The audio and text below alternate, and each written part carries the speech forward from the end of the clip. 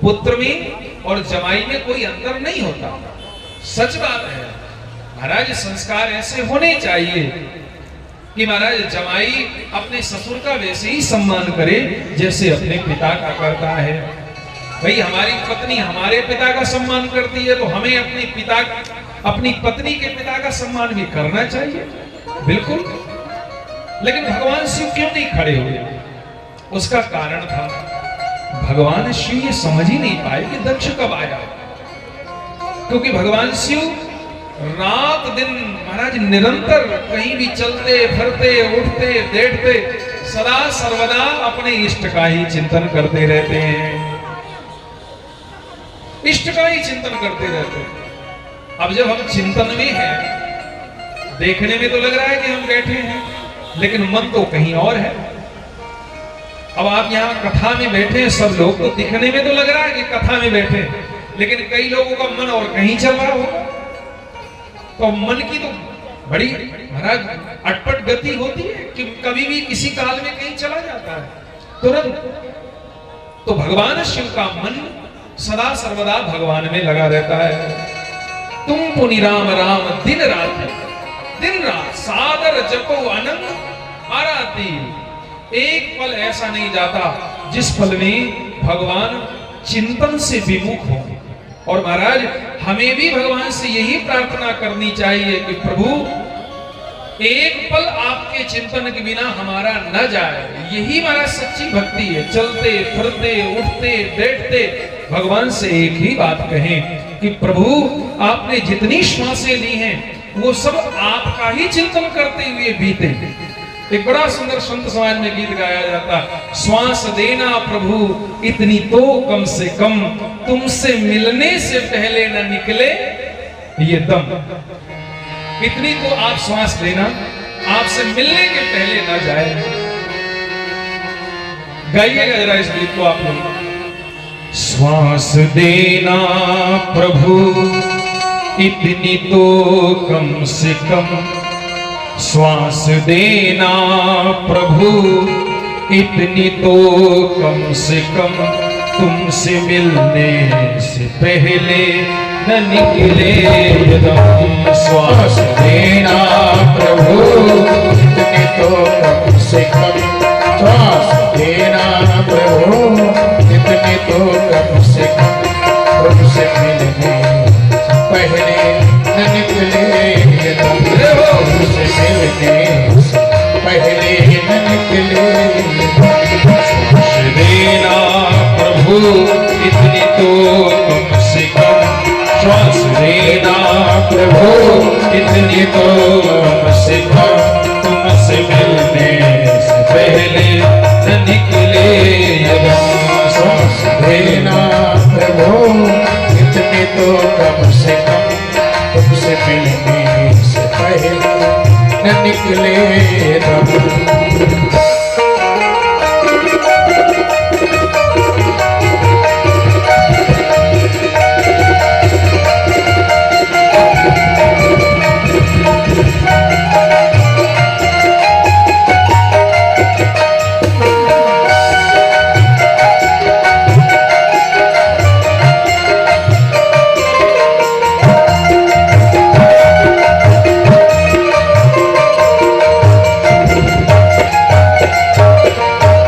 जो चलाता है ये सारे संसार को, जो चलाता है ये सारे संसार को, मैं भी कर लूं जरा उसके दीदार को, मैं भी कर लूं जरा उसके दीदार को।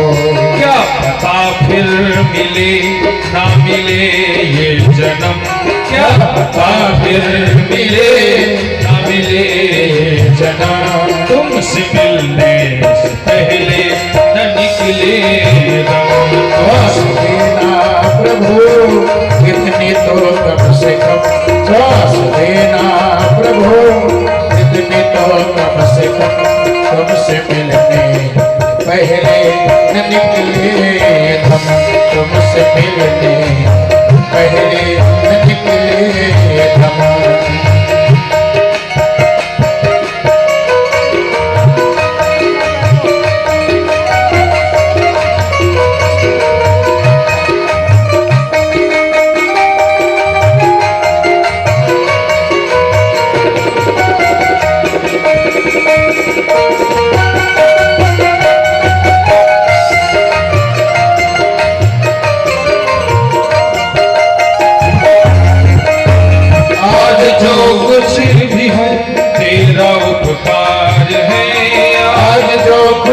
भी हूँ तेरा उपकार है। मेरे जीवन का एक तू ही आधार है। मेरे जीवन का तू ही आधार है। तेरा कर दूं अदा शुक्रिया कम से कम, तेरा कर दूं अदा शुक्रिया कम से कम। तुमसे मिलने से पहले न निकले सांस लेना प्रभु, इतने तो कम से कम तुमसे मिलने पहले न निकले यम।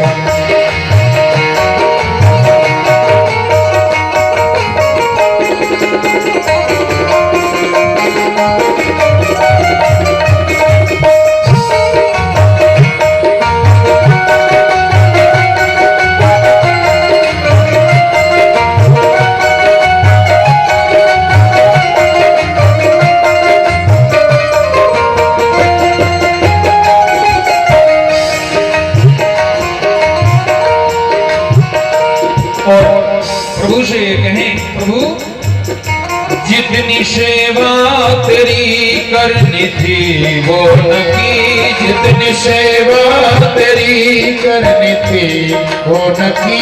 मुँह दिखाने के मैं तुझको काबिल नहीं, मुँह दिखाने के मैं तुझको काबिल नहीं। फिर भी मुझको यकीन तू करेगा रहम, फिर भी मुझको यकीन तू करेगा रहम। तुमसे मिलने से पहले न निकले ये दम, तुमसे मिलने से पहले न निकले ये दम। श्वास देना प्रभु इतनी तो कम से कम, श्वास देना प्रभु इतनी तो कम से कम। तुमसे मिलने से पहले न निकले ये दम, तुमसे मिलने से पहले न निकले। हे प्रभु, एक एक पल एक एक क्षण आपके चिंतन में बीते, ऐसा ही मेरा जीवन आपको समर्पित हो जाए। भगवान शिव के महाराज जीवन से हमें ये सीखना चाहिए, चिंतन क्या है, सामने क्या हो रहा है, कौन हमारे साथ अच्छा कर रहा है, कौन बुरा कर रहा है, इन सभी बातों पर कभी महाराज चिंतन नहीं करना चाहिए। भगवान शिव भक्त खोए हुए थे चिंतन में, और इधर भगवान शिव को नाना प्रकार के अपशब्द कह दिए। भगवान शिव उठे और चले आए कैलाश। अब मन जब कभी बहुत अधिक भगवान में लगता है तो हृदय में विचार आता है कि अब भगवान की कथा सुने, और भगवान शिव के मन में भी विचार आया कि चलो कथा सुनने के लिए चले। तो कथा का महाराज श्रवण लाभ कहां मिलता है? केवल मृत्यु लोक में मिलता है। आपने भागवत कथा में भी सुना होगा कि देवताओं को जब कथा सुननी थी तो कहां आए? मृत्यु लोक में आए। जिस समय सुखदेव जी ने परीक्षित को कथा सुनानी प्रारंभ की, देवता आए, और भगवान शिव को भी जब कथा सुननी है तो कहां आए? मृत्यु लोक पर आए। एक बार त्रेता युग माही शंभु गए कुंभज ऋषि पाहि।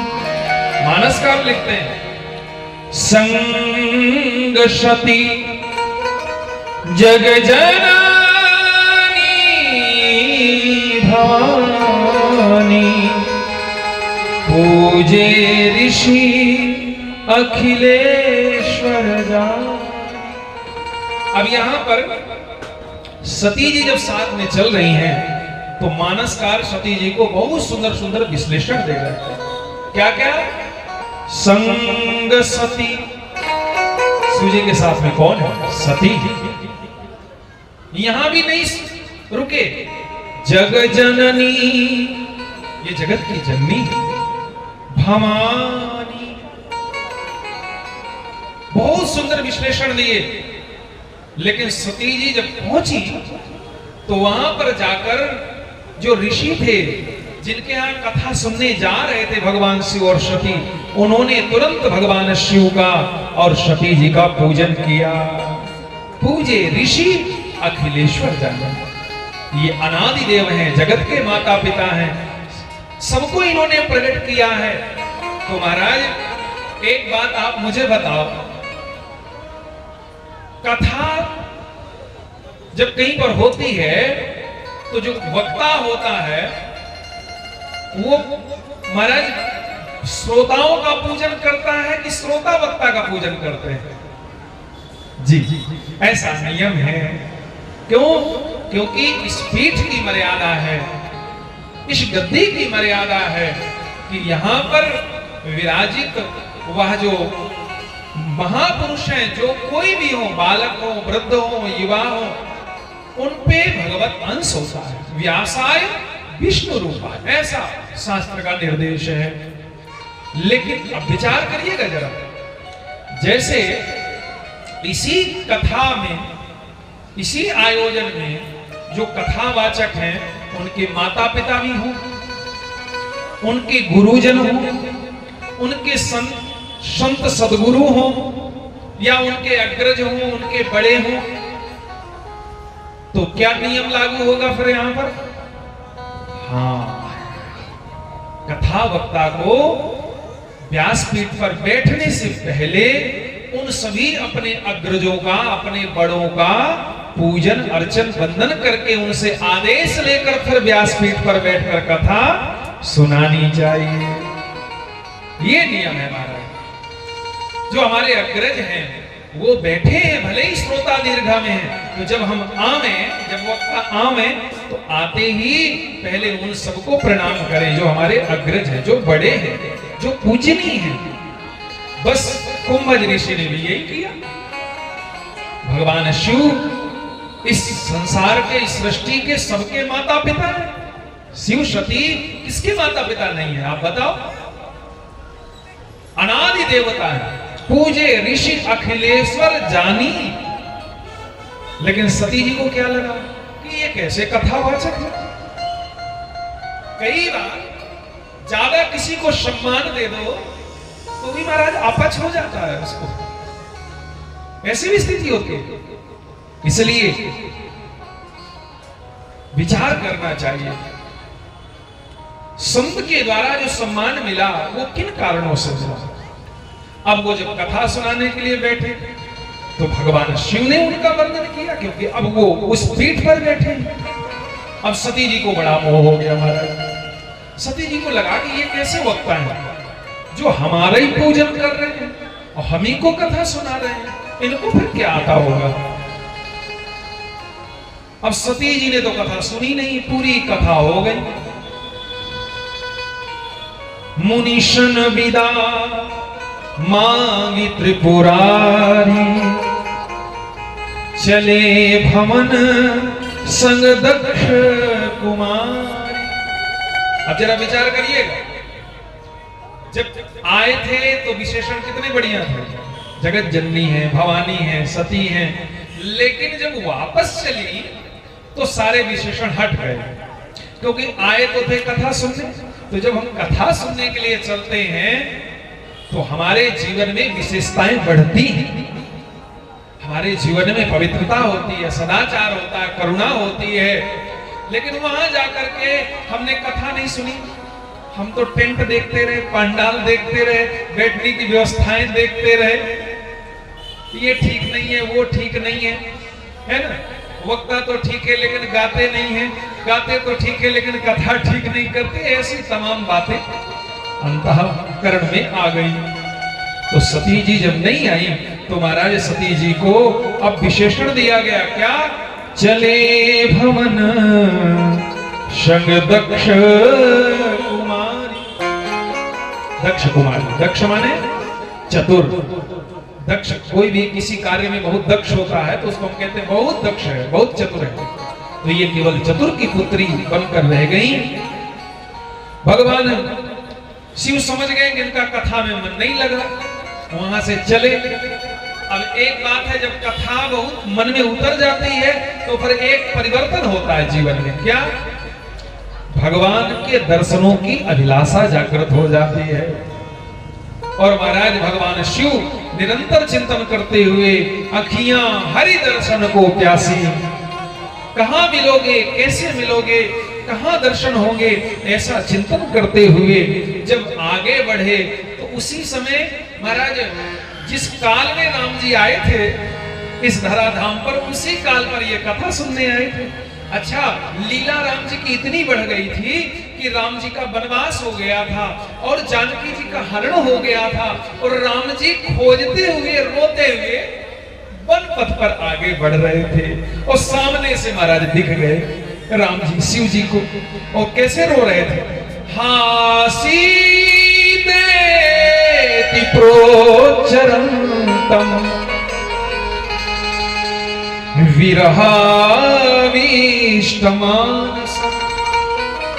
राम जी जोर से कहते हा सीते और धड़ाम से गिर जाते। फिर थोड़ी देर उन्मत्त होकर के, पागल होकर के पड़े रहते, फिर विकल होते, फिर कभी वृक्षों से पूछते, कभी लताओं से पूछते, कभी धरती मां पर गिर जाते, कहते तुमने तो देखा होगा, तुम्हारी तो पुत्री है। और ऐसे विकल होते हुए राम जी, गोस्वामी जी लिखते हैं वहां पर, हे खग मृग हे मधुकर श्रेणी, तुम देखी सीता मृग ने। आप विचार करना महाराज, विचार करना जरा, भगवान क्या सच में इतने दुखी थे? सही बताइए आप। संसार में भी महाराज किसी की पत्नी खो जाए ना, तो संसार का कामासक्त जीव भी इतनी जोर से नहीं रोता जितनी जोर से राम जी रो रहे थे। असल में है क्या कि सच में तो कुछ हुआ नहीं था। भगवान क्या कर रहे हैं? अभिनय कर रहे हैं। तो अभिनय जब कोई व्यक्ति करता है तो इतनी जोरदारी से करता है, उसको लगता है कि मेरे अभिनय में कहीं कोई कमी न रह जाए, सब लोग सोचे कि वाह कितना बढ़िया इसने अभिनय किया। ऐसा तो कोई महाराज प्रत्यक्ष में भी नहीं कर सकता, अपने निज जीवन में भी नहीं कर सकता। तो राम जी कर रहे थे अभिनय और सती जी इसको सच समझ गई। भगवान शिव सब जानते थे, इसलिए भगवान शिव ने दूर से ही प्रणाम किया। अवसर जान न कीन चिनारी। कोई व्यक्ति अभिनय कर रहा हो और भले ही वो आपका जानकार हो, आपका मिलने वाला हो, मंच में अभिनय कर रहा हो, तो कितना भी बढ़िया अभिनय करे, आप उसी वक्त नहीं जाकर के उसको जो है कह देंगे कि नहीं नहीं तुमने बहुत अच्छा अभिनय किया, अरे वाह वाह। प्रशंसा करनी भी है तो बाद में करेंगे, जब वो मंच से नीचे आ जाएगा, भले ही वो हमारा कितना भी सगा हो। लेकिन महाराज सती जी नहीं समझ पाई और बस शिव जी ने दूर से ही प्रणाम किया। कह सच्चिदानंद जग पावन, अस कहीं चले मनोज न सावन। आगे बढ़ गए। सती जी को लगा ये सच्चिदानंद तो हो ही नहीं सकते, यदि ये परम परमात्मा हैं तो फिर महाराज इनके जीवन में पूर्णता होनी चाहिए। लेकिन यहाँ तो ये विकल होकर के रो रहे हैं अपनी पत्नी के लिए, ये परमात्मा नहीं हो सकते। सती जी ने कहा प्रभु मैं परीक्षा लेना चाहती हूँ। भगवान शिव ने बहुत समझाया, लेकिन जब सती जी नहीं समझी तो जाकर परीक्षा लिया। अब जरा विचार करिए, राम जी की परीक्षा जिसने भी लिया वो फंसा ना, बचा नहीं महाराज, वो तो पक्का फंसेगा। सती जी गई परीक्षा लेने और सीता जी का रूप बना लिया। सीता रूपमहं धृत्वा कक्षेयम राम सन्निधौ। जैसे राम जी के समक्ष गई, राम जी ने दूर से ही आते देखा, सामने से सीता जी का रूप बनाए सती जी को, सो महाराज दंडवत प्रणाम करने लगे। जोरी पानी प्रभु कीन प्रणामो, जोरी पानी प्रभु कीन प्रणामो। पिता समेत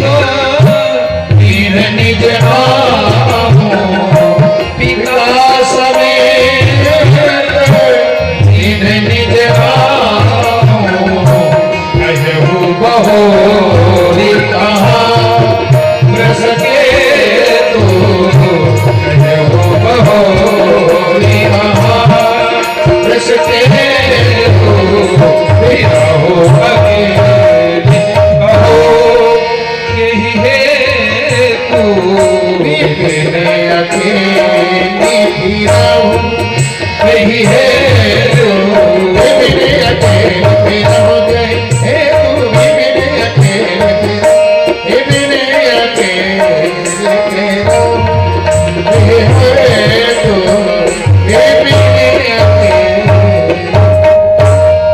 बस महाराज सती जी समझ गई, राम जी ने सब कुछ जान लिया, अब तो मैं क्या करूं, विकल हो गई। भगवान ने यहाँ पर जो बात कही बहुत समझने की है। भगवान कहते हैं विपिन अकेल फिरहु यही है तू, अकेली घूम रही हो और आपको पता है आप किसकी पत्नी हो, आप वृक्ष केतु की पत्नी हो। वृक्ष क्या है? बैल, और बैल किसका स्वरूप है? धर्म का। और भगवान